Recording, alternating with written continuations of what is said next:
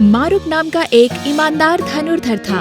वो हमेशा उसके मालिक विक्रम को खतरे से बचाता था, लेकिन उसका मालिक बेईमान और लालची था। हमेशा उसकी इस बात पर नजर रहती थी कि दूसरे लोगों की चीजों को कैसे अपने कब्जे में लिया जाए। मारुक का एक छोटा सा बगीचा था। उस बगीचे में मारुक की पत्नी मारिया बहुत प्यार से फसलें उगाती थी।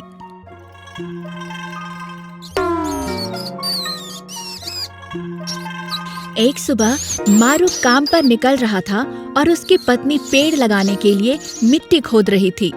मारुक ने आकर कहा, प्रिय, मैं चलता हूँ। ठीक है, लेकिन मैंने तुमसे कहा था ना कि बगीचे में बहुत सारे चूहे हैं, कुछ कीजिए। दोपहर को वापस आकर बगीचे का सारे काम में मैं तुम्हारी मदद करूँगा। बाय। बाय।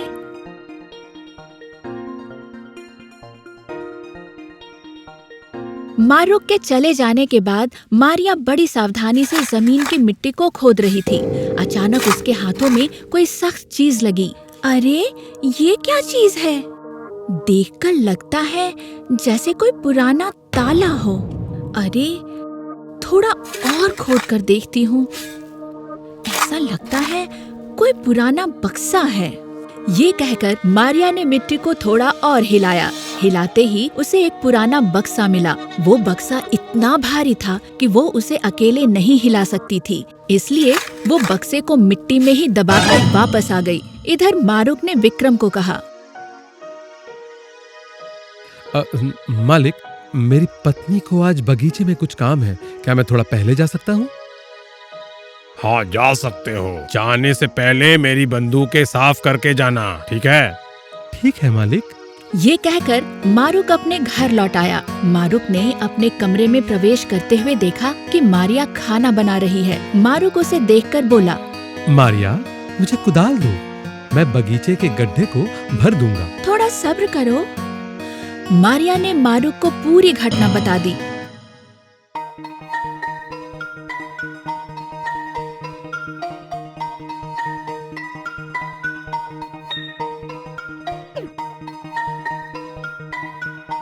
सब सुनकर मारुक ने भी कहा, चलो चलो जल्दी चलो, वहाँ जाकर देखते हैं। अच्छा, कुदाल लेकर चलते हैं। मारुक और मारिया कुदाल लेकर बगीचे में आ गए। मारुक अपने बगीचे में मिट्टी खोदने लगा और मारिया मिट्टी को हटाने लगी। तब उन्हें एक खजाने का बक्सा मिलता है। मारिया, इतने दिनों बाद मुझे मिला। क्या? मेरे दादाजी की संपत्ति। दादाजी ने मुझे बताया था कि उन्हें युद्ध के समय बहुत सारी मोहरें मिली थी, लेकिन मुझे पता नहीं था कि वह कहाँ है। चलो चलो जल्दी करो और घर आ जाओ, यहाँ कोई हमें देख सकता है। हाँ, चलो चलो। ये कहकर मारुक और मारिया उस बक्से को लेकर घर चले गए और उस पुराने बक्से का ताला तोड़ डाला। ताला तोड़ने के बाद उन्होंने देखा उस बक्से के अंदर ढेर सारी मोहरें हैं। अब हमें कोई दुख नहीं रहेगा मारिया, कोई नहीं। लेकिन हम इतनी सारी मोहरों को कैसे बेच सकेंगे?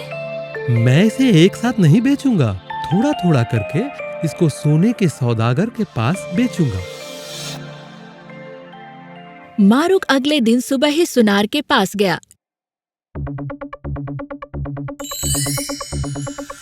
सुनार मोहरों को गौर से देख रहा था। मारुक सुनार के सामने खड़ा है। सुनार ने मारुक से कहा, ये मोहरें तो बहुत पुरानी है, युद्ध के समय की। ये मोहरें तुम्हें कहाँ से मिली? हाँ? घर में थी, ये मेरे दादाजी के समय की है। मेरे पैसे? हाँ, ये लो ये लो।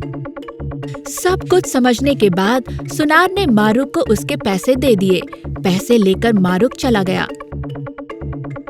सुनार उस मोहर को लेकर बैठते हुए कुछ सोचने लगा। उधर विक्रम उसके घर के बाहर खड़े होकर उसके कर्मचारी से कहता है, मारुक को कहो मेरी बंदूक मुझे दे दे। मारुक नहीं आया। क्यों? मारुक काम नहीं करेगा। क्यों? हाँ, अब वो अपने दादाजी का धन दौलत पाकर बहुत अमीर बन गया है। धन दौलत? ये देखिए। सिपाही, पकड़ लाओ मारुक को। साहब, ऐसा मत कीजिए, हर काम समझदारी से कीजिए। मुझे लग रहा है उसके पास और भी धन है। क्या बोल रहे हो? मतलब उस बगीचे में है? अगर मेरी सलाह माने तो मैं बताता हूँ आपको। बोलो, क्या बोलना है? सुनार ने विक्रम के कानों में कुछ फुसफुसा कर कहा और उसे सुनकर उसकी आंखों में चमक आ जाती है।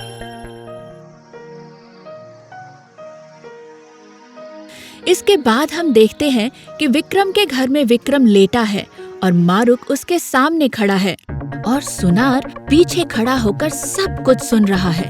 मारुक, मैं बहुत बीमार हूँ। डॉक्टर ने कहा है मुझे बाघ का दूध पीना पड़ेगा। अब बाघ का दूध?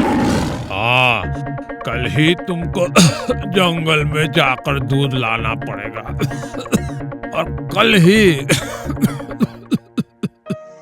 ठीक है। विक्रम की सारी बातें सुनकर मारुक अपने चेहरे पर गहरी चिंता की रेखाएं लेकर बाहर चला गया।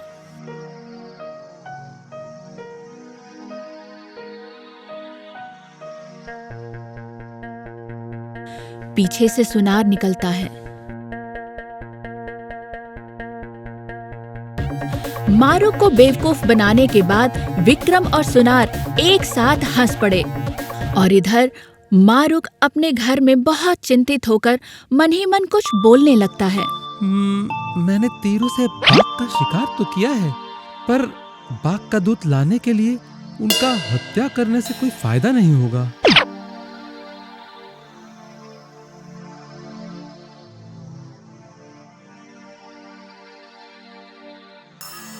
ये लो, ये मेरे हाथों से बनाया हुआ रुमाल है। जैसे ही आप इस रुमाल को बाघ के चेहरे के सामने लाओगे तो वो अपने आप आपके सामने आत्मसमर्पण करेगा और दूध दे देगा। मारिया की सारी बातें सुनकर मारुक जंगल की तरफ चला गया।